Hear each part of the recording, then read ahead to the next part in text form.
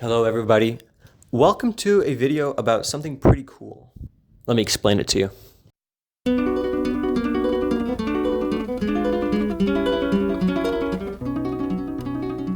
So, to explain this one, we're gonna have to go over some basic math. What is nothing? Like I was saying, old counting systems didn't have it. It's zero. And what's the opposite of nothing? It's something. Like binary says, it's one. One doesn't just represent one, it represents everything. In a sense that if you get 17 billion, 1900, 190 million, 727, blah, blah, blah, divided by itself, it is equal to, what is it equal to? One. One, whole. One represents wholeness. It's not just 1, 2, 3. It's not just that. It's wholeness, it's completion. So 0 represents nothing, and 1 represents completion. Not represents, it is completion. 0 and 1 are one of the most powerful things in math.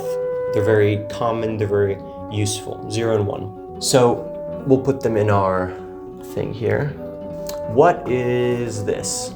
What is the length of the perimeter of the circle?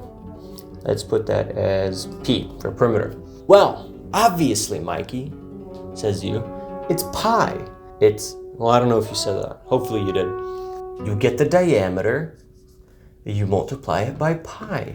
That's P. Let's say that this was 2.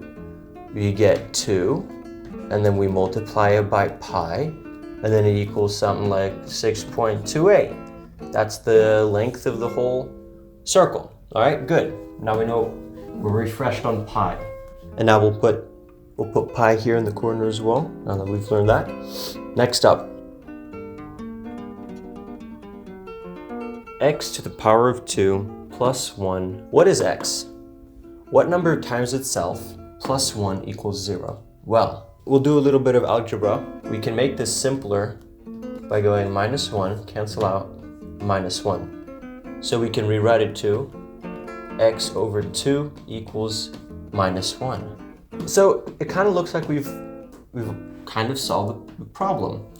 This number, whatever this number is, times itself is negative 1. If x to the power of 2 equals 1, then an equivalent equation is square root of negative 1 equals x.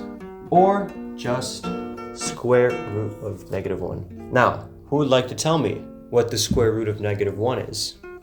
First person to do it becomes my #1 subscriber. You get a shout out at the end of each video. First one to put it in the comments wins. First one to put in the comments gets my firstborn child because it doesn't exist. What? Yes. What number can you multiply times itself that equals a negative number? It's impossible, but it exists. Numbers like this are called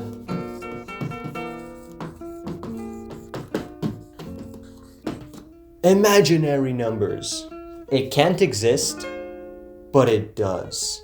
It's not really a number, but it is. So we put it up here. Now we understand square root of negative 1. That's the most we can write it out because there is no value to represent it, but it exists. So far we have the core of mathematics, 0 and 1. We have pi, geometry. We have square root of negative 1, imaginary numbers. Imaginary numbers are very important. I can't really explain why. Trust me, they're important. And finally, we have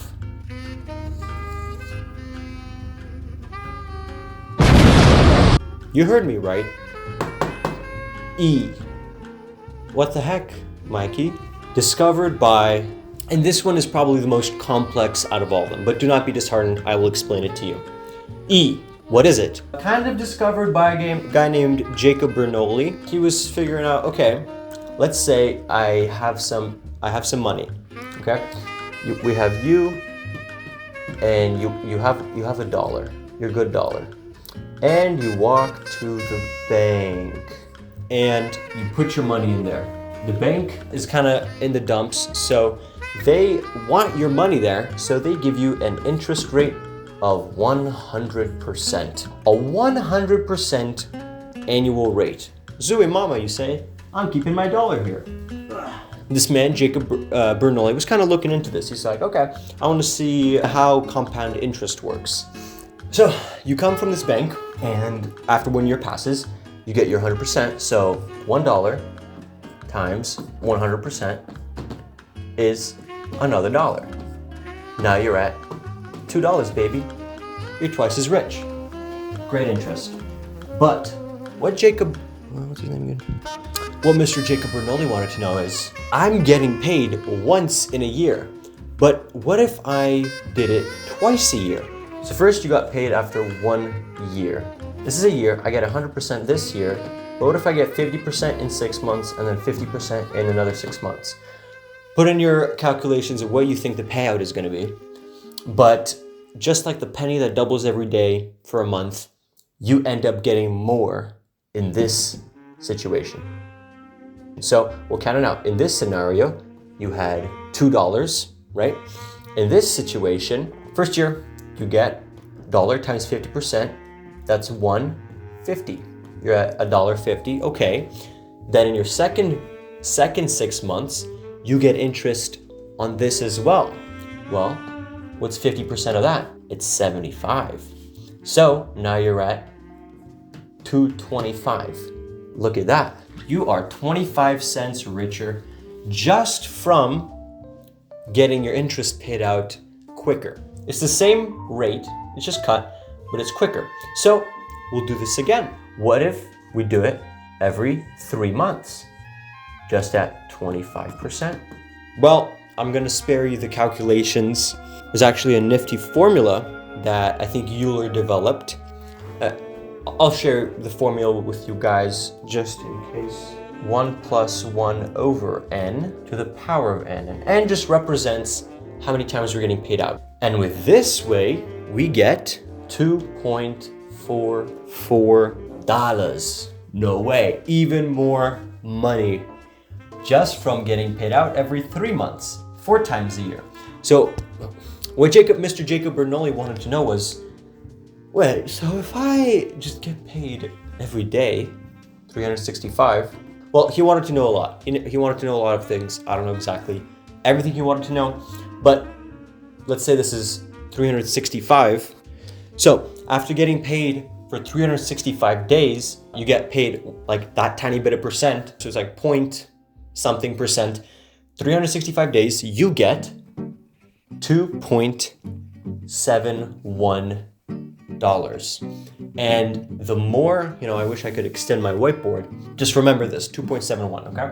So after 365 days of your interest being paid out, you have 271 from 365 days. So Jacob Bernoulli wanted to know, how far could you break it down? What if I was to get paid out every hour, my interest? What about every minute, every second? What about every single instant? Up to infinity, where you can't divide it anymore. It's just continuous. There's no divide. It's just your interest is being paid out continually. And Euler, a great mathematician, very cool guy. So Euler figured this out by using a formula of E equals, I don't know when he decided it was E, but it was E plus 1 plus 1 factorial plus 2 factorial, 2 factorial, and so on. And I believe there's a decimal here. We'll do out some of this formula. Anyways, the more I would do this equation, it would take a lot of computational power for me to figure that out. So I've decided not to. But believe me, that formula, it just keeps on going forever. You get to 2.71828. And just like pi goes on forever, it's an irrational number. I'll show you why this number is even important. I mean, like pi, you can use it to find out the circumference of a circle, but with E, we have a graph, okay? Let's say we graph, to show compound interest, because that's what this number is used for. This is not E graphed out exactly. Any other number other than E, graphed out, would not have this property. Only E, this exact number of 2.71828 and so on, graphed out, you could use, if you change it by, if this into a 9 or that into a 3, this would not work. It has to be this exact number. And the quality that this has is that in this graph, and this is not normal to graphing. Let's say I pick this spot here on the graph, this point. There's a gradient. There's like a gradient of how sharp this, that gradient there that it's at is, I don't know, it's like a 45-degree gradient. Let's just say it is 45 degrees times E, whatever that number is. Let's say it's somewhere around 100, going straight down the area. Let's say this is all filled in, all the way to negative infinity, is 45E. Multiplied by any other number, this would not be so. Multiplied by any other number, let's say this is 3, we'll round up. Just to show you how crazy this is, let's say the gradient here is 3. This would not be this. This would be, let's say the result is 100. It'd be maybe 105. It would not be the same. And that's what's so special about E. It's a constant. So just like pi is defined by the amount of diameters around. Who decided that? Who decided that, it's going to be this many diameters around no one did. That's just the way it is. So with Euler's number, E, like pi and the square root of 2 that we were talking about previously, it's defined by something that's not a number. It's like pi is defined by a circle. Euler's number, I tried understanding how it's constant, how it gets its definition. What determines that it's this number? I couldn't understand it. The guy was using Greek symbols other than pi. Maybe one day I'll understand. Trust me when I say it's only this number. It's pretty much the foundation. Just how pi is is pretty much the foundation for working with circles and doing anything with that. E is the foundation of working with rate of change and growth and rate of decay. Pretty much compound interest. So, why did you get all these numbers up here, Mikey? Well, now we'll put E up here. Save the best for last. So, 0, 1, pi, square root of -1 in E. What about them? I bring you to number 4. Number 3 was just the explanation. Here's number 4. Check this out. Just check this out. E to the power of pi. So that means E times itself, 3.14159 blah blah blah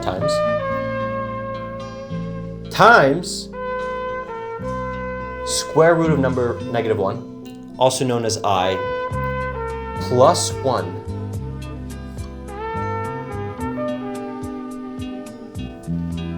equals 0.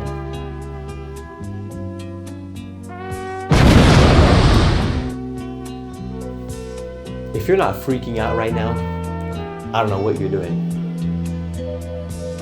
This is known as Euler's identity. Ran out of space. Euler's identity. The 5 most constant principles of mathematics fitting together beautifully to just equal nothing. Is that not crazy? 2.7, this infinite number that goes on forever. To the power of pi that goes on forever. 2, this imaginary unknown number plus 1 equals 0. I think that's pretty darn amazing. It's quite insane, actually. Like, really good mathematicians call this the most beautiful equation. Euler himself said that this is his largest reason or explanation for the existence of God. That before I even heard about it, that's what I thought as well. Is that not amazing? Is that not insane? How it all just fits perfectly together. I think that's pretty cool. That's all I have to say for today. Thank you for watching. I've been thinking about making this video for maybe a week. Oh no. I threw the paper that I was wiping the board with, and it just perfectly went in. Another example of intelligent design, am I right? Alrighty, but yeah, I was thinking about making this video for some time now. And yeah, I hope you enjoyed. I had a fun time recording and making it. Hopefully I'll have a fun time editing it too. Anyways, thank you for watching. Thank you for attending today, Mikey's Mathematics. Yeah, video 3 of my 30 video, my 30 video, I don't know, thing. Alrighty, love you guys. Bye.